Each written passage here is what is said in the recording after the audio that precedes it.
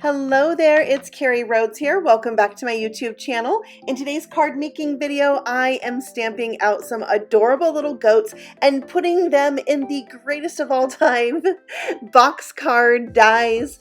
First, let's take a look at the stamp set, I Goat You Babe. It's new from the latest Trinity stamps release, and there's a coordinating die that cuts out every single image and sentiment, even that tiny clothespin.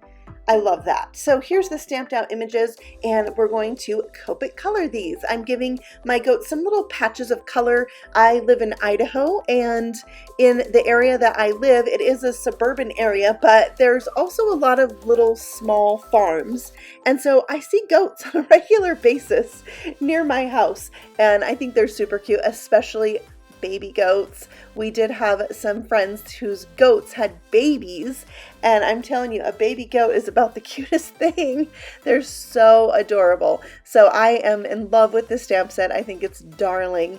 And for them, I did two different colors, but for kind of the white parts, I'm using E00 to just add in a little shadowing because, you know, they're not going to be perfectly white. And then for their noses, a little R20, and then for their hooves, I guess they're hooves, E59. And there's my two little goats. I did stamp out some more of the shorts and the socks and colored them in different colors. There's some I colored that I didn't like the color exactly, so I just played around till I got the coloring that I liked. And you can see I have a little rainbow of laundry to hang up. Speaking of rainbows, this is the Slimline Rainbow Die Set. One of my favorites. I die cut this out a long time ago from each color and then just created multiple rainbows. So I'm going to use one of those on today's card. This is the basis of the wide box die set. This piece right here creates the box. You're going to need to die cut two. I'm cutting it from 8.5 by 11 cardstock, and you can see it fits exactly edge to edge on this paper. And then you need two of those arm pieces, or three depending on how many you want in your card. Then there are dies to decorate this. So we have these two rectangles. One is wider than the other. That's the die you're going to use for the bottom of the card, just like this square here. Then you see when I fold this down, if you want decorative elements on the flap, it's a little bit narrower. So that's where this die comes in, and this small rectangle. All right, so I die cut mine from some pattern paper from Trinity Stamps. I love these kind of pastel hues. They work really good for coordinating with the rainbow that I already have ready to go. So I'm gluing those in place so that it's every other square. So blue, purple. And then on the flip side, there's one side that will be the back of your card. You don't want to fold that one over if you want your card to have a back that stands up tall, but you could have all four of the flaps fold over. It's really just like how you want to create your card, but my card is going to have the back that's standing up, and there's a die for that. I'll show you that in a moment. And now let's adhere the pieces to the flaps. So now I recommend maybe putting the flaps, decorating the flaps once you put the box together, because it can be a little bit confusing as to which flap you need to have something decorative on and which one you don't, because when you put it together it goes like this and that folds over but that doesn't. So anyways, right here I, for example, glued that one down and it didn't need to be there. It needed to be on the other side. So just, you know, maybe the first time, or I don't know, I've made probably like 5 of these. You would want to do it the other way. But here is the largest die that creates that background, and I used it to die cut out my rainbow. Before I adhere it down, I want to add a little bit of color. I got these cute little finger dauber brushes from Amazon. I'll link them for you below because it is like an amazing deal. It was like $13 for both of these sets. And it's a brush on the end, and it fits on your finger, and they stack together, and they come in a tube. So I like it for little things like this, adding a dusting of color. By the way, this is Sea Breeze ink from Altenew. I just wanted to give it a little bit more of a sky feel than that like really harsh white. Also, there is some splatter on that rainbow panel that's just like shimmer, clear shimmer. So you might see that subtly in the background. And now it's ready to glue down to the card. There it is. Fun background for this card. Here's where I realized this square doesn't go there, but it was too late to peel off, so I left it. Luckily, I had another piece of this paper and I die cut it from the center. That way, if I ever wanted to use that piece for a background, it could easily be covered up in the middle. So I glued that where it was supposed to go.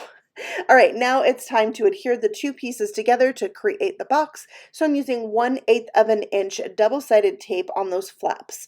Now, also another reason to glue your decorative elements down after you put the box together is because I had to kind of shimmy that little tab underneath my rainbow piece. So once you have the two pieces together, this is a good time to add in the arms of your card. So these are the two pieces that are die cut for you. It has little flaps on the end, and these are the pieces you're going to adhere your stamped and die cut elements to. I want to make them a little bit more sturdy, so I lined them with the second piece of cardstock because they're so long they could, kind of bend easily. So these will get attached to the middle section of this long piece now. Now there's two middle sections. I like it so that the back that I attached the extra piece to would not show towards the front. So just take note of that because I didn't. This is the video called Do What I Say and Not What I Do. Yeah, I've heard that before somewhere.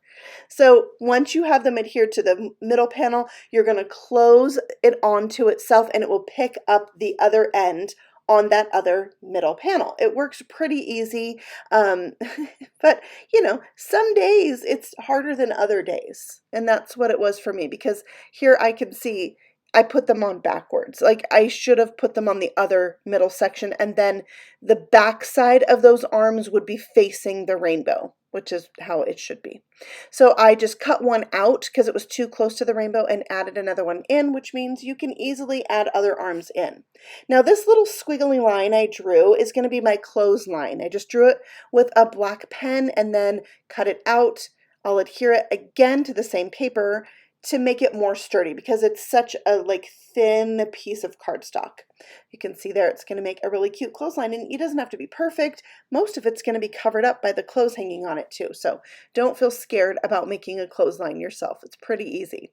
So now I'm sandwiching these little stakes that are going to be for my clothesline. I glued the stamped one to the front and a die cut one to the back, so it's sandwiched between those arms, making it also more sturdy. So then it's time to add on all the clothing. You can see I already adhered the little clothespins to each of the things. I think that is the detail that makes this so very cute, are those tiny little clothespins. It makes me really happy. Okay, I decided I need a little bit of grass in there, so I brought in the Great Outdoors Slimline Die Set, and I die cut 2 panels of grass. This one's going to go behind the clothesline, and then on my other arm, the grass will go on the front side. So just adds that little extra bit of detail in there, and I love that. Now I'm going to adhere down both of my goats, and I stamped 3 flowers. I'm going to adhere those to the grass as well. You just kind of stick it in there and pinch it till it dries, and it's good to go. Look how cute. All right, so my little sentiment, "You've goat this," is going on one of those side flaps, and then the little heart that looks like it's kind of munched out of the shorts, I'm putting on the other flap. Now, I decided I really wanted a sunshine, so I brought out this other rainbow die set from Trinity. I love rainbow die sets. I die cut it from a scrap that was already a circle, which made my sun a little bit smaller, and I was okay with that because it's kind of big for my card anyway. I die cut a second sun from white, and that was so it would be more sturdy, and also so that I could die cut the smiley face from the front one and it would show through on the back one. So I just glued that on, lined it up, and then snipped off the white pieces that were longer than my yellow sun, and it's ready to go. I'm going to attach this to my card with a piece of window sheet or acetate that I have cut into a strip, and this is going to allow it to stand up out of the card. I love adding these kind of window sheet strips to my shadow box cards, my pop-up cards. It just adds that extra little something. Also slider cards, I like to use them. All right, for the front flap of my card, I'm using the Simply Sentimental U stamp set, and I'm going to use Wisteria ink and stamp out the word U. I'm going to stamp it a few times to really like intensify the ink because it is a light color. So there it is, stamped a few times. And then on a light purple piece of cardstock, I am going to stamp the supporting sentiment to go with it. I'm using clear embossing ink, and then I will emboss that with some white powder. So it's kind of a fun combination, doing the purple ink on white paper and then the white letters on the purple paper, and they go really nicely together. I'm die cutting these out with the coordinating dies. There's also a die that you could die cut out the letters for the word you instead of stamping it and then layer it on top of that shadow layer. And there's 3 different U's you can do that with. So pretty fun. There's also a Simply Sentimental love, hello, thanks. I'm probably forgetting another one, happy. So I'll link all of them for you below. All right, there is my shadow box die with the sentiment on it. There's a little space on the back. You can write a sentiment. I was just feeling like I really need something else.